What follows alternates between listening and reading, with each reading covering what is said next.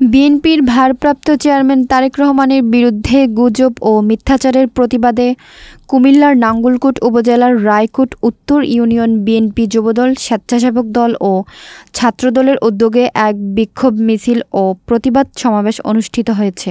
কুমিল্লার নাঙ্গলকোট থেকে সাইফুল ইসলামের প্রতিবেদনে দেখুন বিস্তারিত। শুক্রবার বিকেলে মাহিনীবাজার থেকে শুরু হয়ে তালতলা হয়ে শান্তির বাজারে গিয়ে শেষ হয় বিক্ষোভ মিছিলটি। পরে সেখানে প্রতিবাদ সমাবেশ অনুষ্ঠিত হয়। প্রতিবাদ সমাবেশে সভাপতিত্ব করেন রায়কোট উত্তর ইউনিয়ন যুবদলের আহ্বায়ক রিগান হাজারী।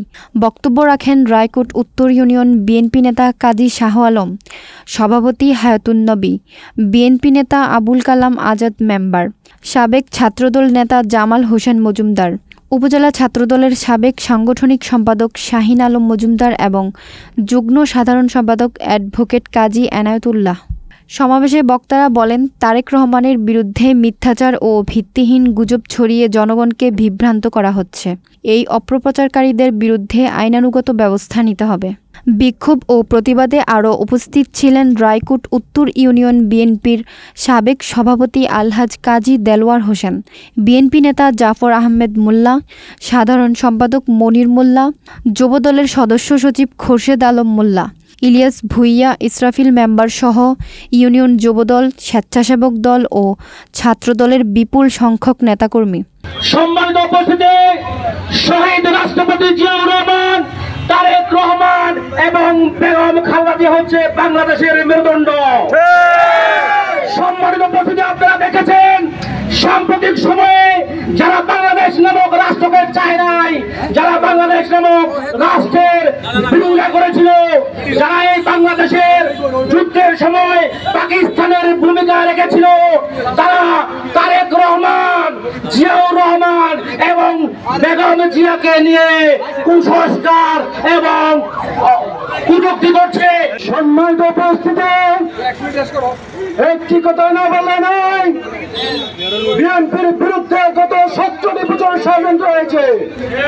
ভেবেছিলাম স্বৈরাচার পতন হয়েছে, ষড়যন্ত্রের শেষ হয়েছে, কিন্তু দুর্ভাগ্য যাদেরকে দুধ করে দিয়ে বসেছে বিএনপি, যার মার্কা নিয়ে আজকে রাজপথে আছে, সেই কুলাঙ্গার জামাত শিবির বিএনপির বিরুদ্ধে চক্রান্ত করতেছে। 5ই আগস্টে বাংলাদেশের ফেরাউন শেখ হাসিনা পলায়ন করেছেন, কিন্তু শেখ হাসিনার দোসররা বাংলার মাটিতে রয়ে গেছে। যারা 71-এর পরাজিত শক্তি, যারা এখন বাংলাদেশের বিরুদ্ধে, বাংলাদেশের গণতন্ত্রের বিরুদ্ধে, দেশ নায়ক তারেক রহমানের বিরুদ্ধে ষড়যন্ত্রে লিপ্ত হয়েছে, তারা বাংলাদেশে কোনো নির্বাচন চায় না, তারা চায় অনির্বাচিত সরকার। প্রতিবাদ সমাবেশ শেষে প্রবাসী ব্যবসায়ী ফারুক হোসেনকে ফুল দিয়ে শুভেচ্ছা জানানো হয়। সার্বিক ব্যবস্থাপনায় ছিলেন রায়কোট উত্তর ইউনিয়ন প্রবাসী কল্যাণ সভাপতি মাসুদ রানা। এ সময় বক্তারা তারেক রহমানের নেতৃত্বে ভবিষ্যৎ আন্দোলনে সবাইকে ঐক্যবদ্ধ থাকার আহ্বান জানান। আগামী দিনে আপনারা যদি বিএনপির ক্ষতি করার চেষ্টা করেন, আমাদের নেতা তারেক রহমানের উপর কটূক্তি করেন, এটা অতীত জবাব দেওয়া হবে ইনশাআল্লাহ। তাই আমি আপনাদেরকে বলতে চাই, আপনারা জানেন দীর্ঘদিন আন্দোলন করার পরে এখনো শহীদের রক্ত এখনো শুকায় নাই, আমাদের অনেক আহত এখনো বেঁধে কাঁপছে। সেই অবস্থায় আপনারা কিছু দোষকদেরকে নিয়ে, সর্বনাশ ফিরেকে নিয়ে আপনারা নিজেরা এত শক্তি অর্জন করছেন, বিএনপির মতো বৃহৎ দলের বিরুদ্ধে আপনারা অপপ্রচার করেন। তাই হুঁশিয়ার করে দিচ্ছি, আপনাদের পায়ে তলে মারি থাকবে না।